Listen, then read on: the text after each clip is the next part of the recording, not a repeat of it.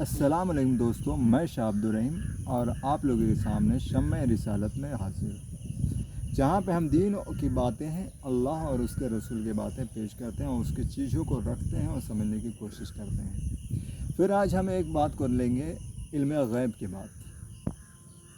علم اور غیب، علم جو انسان حاصل کرتا ہے یا اسے میسر ہوتا ہے۔ پہلی بات یہ سمجھ، علم جو حاصل کرتا ہے یا میسر کرتا ہے۔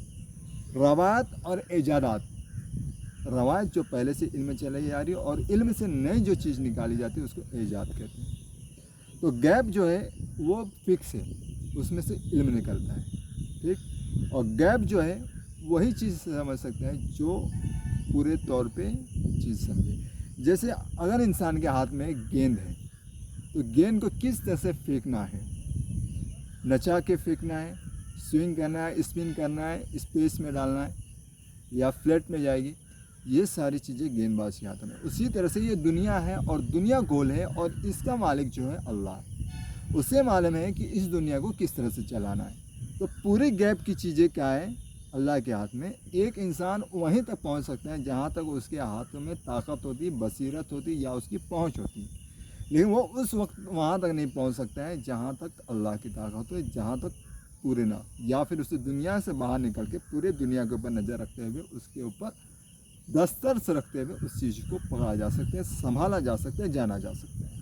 تو غیب جو ہے وہی ہے جو باہر سے رہ کر کے پوری چیزوں کو نظر میں رکھے اور کس طرح سے چلانا ہے، کس طرح سے ہینڈل کرنا ہے، وہ ہے علم غیب کا مطلب ہے غیب کا علم۔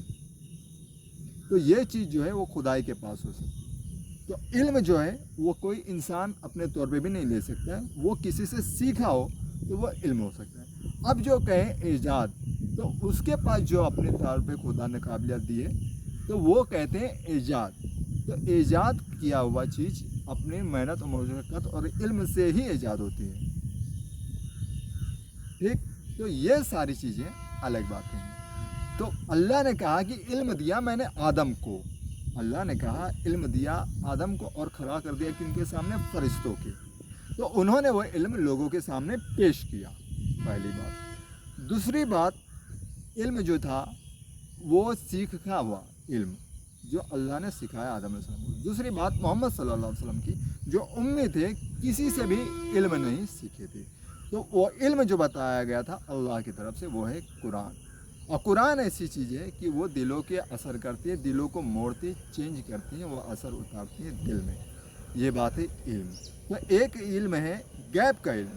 تو غیب کا علم وہی رکھ سکتا ہے جو پورے طور پہ کامل ہو۔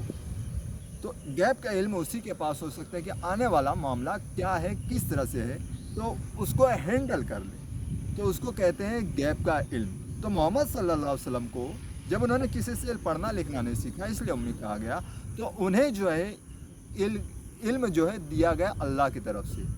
تو وہ کہاں سے حاصل کرتے تھے کہ کب کون سی آیت روایت اتارنا ہے؟ وہ اللہ سے لیتے تھے، اس لیے وہ بتاتے تھے۔ یہ بات ظاہر ہوتی کہ وہ کسی سے پوچھ کے بتاتے تھے، نہ کہ اپنے طور پہ بتاتے تھے۔ تو غیب جو ہے وہ چھپی ہوئی چیز کا معلوم ہونا یا جاننا ہے۔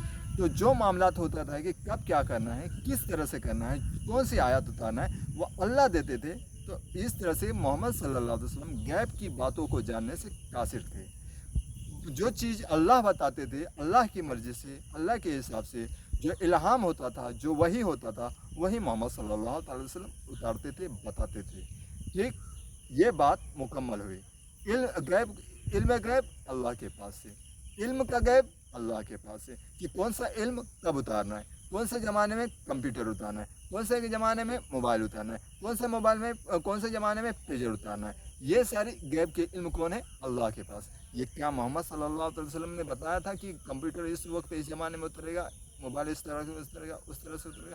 یہ ساری چیزیں جو ہے علم کا غیب اللہ کے پاس ہے کہ کون سا علم کب اتارنا ہے، جو کہ ساری چیزیں اللہ تعالیٰ نے کچھ چیزیں جو ہیں فرشتوں کے سامنے آدم علیہ السلام کے طور پہ بتا دی تھی۔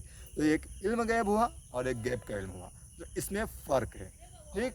تو میں نے کہا کہ جو اللہ ہے وہ مکمل علم والا ہے، وہ علم اتارتا ہے، وہی غیب میں جانتا ہے کہ کیا چیز ہے اور کیا چیز نہیں ہے، ٹھیک۔ یہ ساری چیزیں میں آپ لوگوں کے سامنے پیش کر رہا ہوں उम्मीद है कि आप लोगों को मेरी बात पसंद आए और ये इल्म और इल्म गैब और गैब का इल्म में आप लोगों को फ़र्क मालूम हो गया होगा।